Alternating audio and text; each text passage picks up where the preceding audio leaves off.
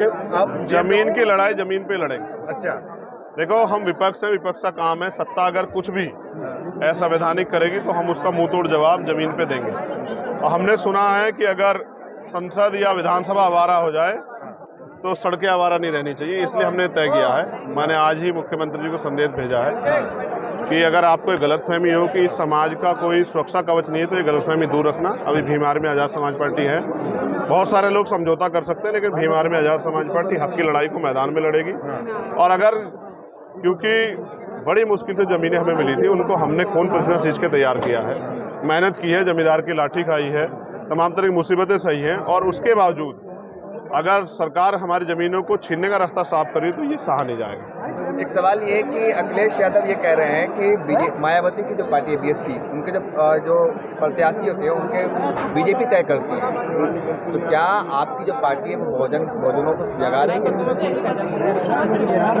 ये इतना नकली सवाल आज तक मैंने सुना नहीं। नहीं, वो कह रहे नहीं, आपने मुझसे क्या सवाल किया? कोई क्या कह रहा है उससे अलग मुझसे क्या सवाल कर रहे हैं, बताइए। आप ये बताइए, आप बड़े गुस्से में दिखे आज। आप कह रहे थे योगी अगर उंगली दिखा के बात कर रहे हैं, मैं अगर होता तो वहाँ पे मैं भी उंगली दिखाता।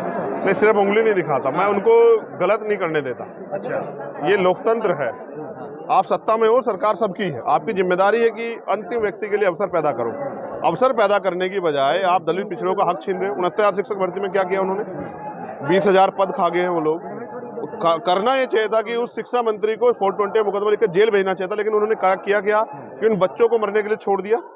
तो अगर वो अन्याय करते तो उस अन्याय को मैं वहां जवाब देता।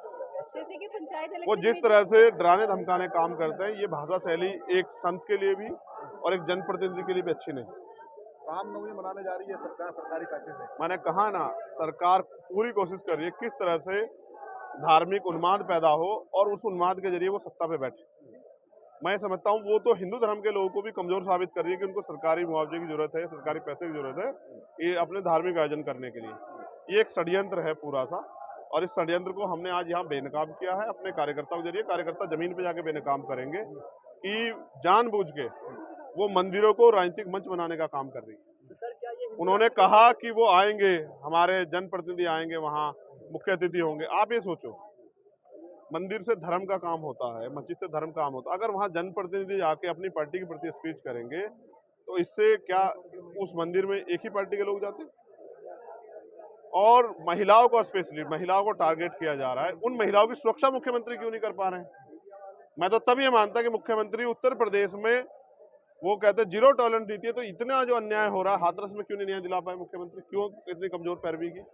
सीबीआई की रिपोर्ट, क्लोजर रिपोर्ट के बाद वो ऑफेंस कैसे गायब हो गए?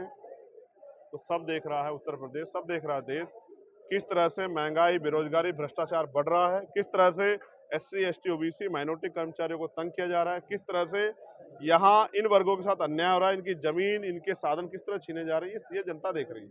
और समय आने पे हमारे लोग इसका जवाब देंगे। बताओ। अशोक गहलोत कि हाथरस पे इतना बड़ा हंगामा हुआ, लेकिन एंड ऑफ द डे क्या होता है कि जितने भी आरोपी होते हैं वो रिहा हो जाते हैं। तो हम एक आप लोग मूवमेंट तो बनाते हैं, लेकिन जब न्याय प्रक्रिया में आता है तो वो इंसाफ नहीं मिलता। तो आप लोग इस पे क्या करेंगे? देखो, न्यायपालिका में उनका वर्चस्व है, पहले दिन से सरकार उस मामले में न्याय ना मिले इसके लिए लगी हुई। आप सबने देखा किस तरह पुलिस का, एडमिनिस्ट्रेशन का दुरुपयोग हुआ। सरकार ने जो वादे किए थे वो भी पूरे नहीं किए। सरकार को पहले से कैसे पता था कि फैसला उनके पक्ष में आएगा? ये सब चीजें जो है ना सत्ता के संरक्षण में हुई है, उसके खिलाफ भी हम लोग अप्रैल में, हमारी दिल्ली की टीम ने तय किया कि एक बड़ा प्रोटेस्ट हम लोग दिल्ली में करेंगे। दूसरा, हम लोग हाईकोर्ट में भी उसको जो है ना उस मामले को लेकर जाए। हमारे नेता हिमांशु वाल्मीकि जी गए थे, परिवार से मिले, मैंने भी बात की, मैंने उनको आश्वस्त किया कि अगर यहाँ से न्याय नहीं मिलेगा तो हम हाईकोर्ट, सुप्रीम कोर्ट में जाएंगे। लेकिन ये भी समझना पड़ेगा कि सत्ता के संरक्षण से इस तरह से न्याय को प्रभावित करने वाले दलों को भी याद रखना पड़ेगा कि सत्ता बदलती है और ये मामले कोर्ट के हैं। लॉयर्स को अपनी बात रखनी होती है, सब चीजें होती है, लेकिन फिर जब न्याय के ऊपर सत्ता पर हावी हो जाए तो इस तरह के फैसले आने स्वाभाविक। हमारा काम था उस मामले को लड़े, और हमने लड़ा और मजबूर किया कि सरकार ने सीबीआई जांच कराई। सर, आपसे पिछले अधिवेशन में आपने कहा था, बहुत अच्छी बात कही थी कि हम स्कूल खोलेंगे शिक्षा को लेकर। तो अब मैं पूछना चाहती हूँ कि आप लोगों ने उसमें क्या किया है?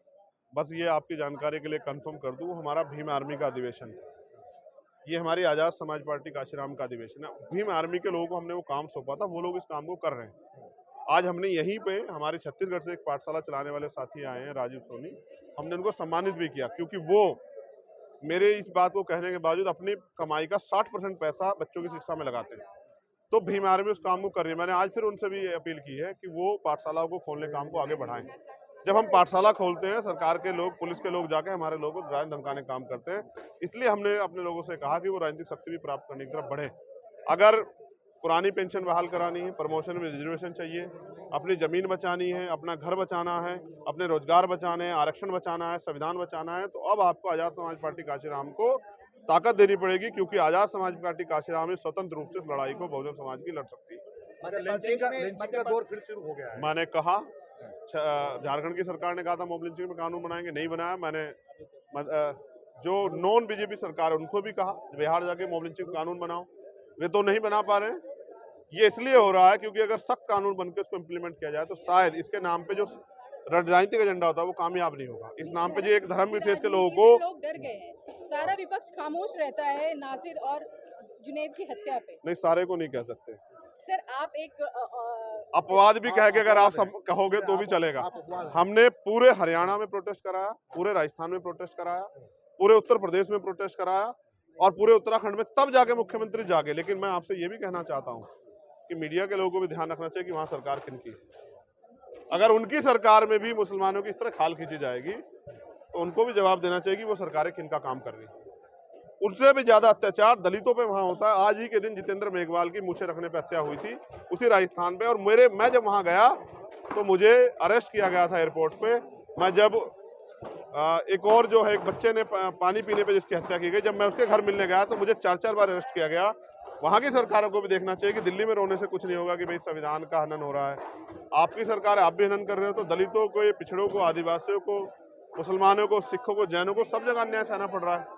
तो उनको अपनी लड़ाई लड़ने के लिए अपने दलों को मजबूत करना चाहिए। उनको बैसाखियों का सहारा छोड़ना पड़ेगा, किराए के मकान छोड़ने पड़ेंगे, आजाद समाज पार्टी काशीराम के साथ जुड़े, उसको ताकत दे और खुद ताकतवर हो।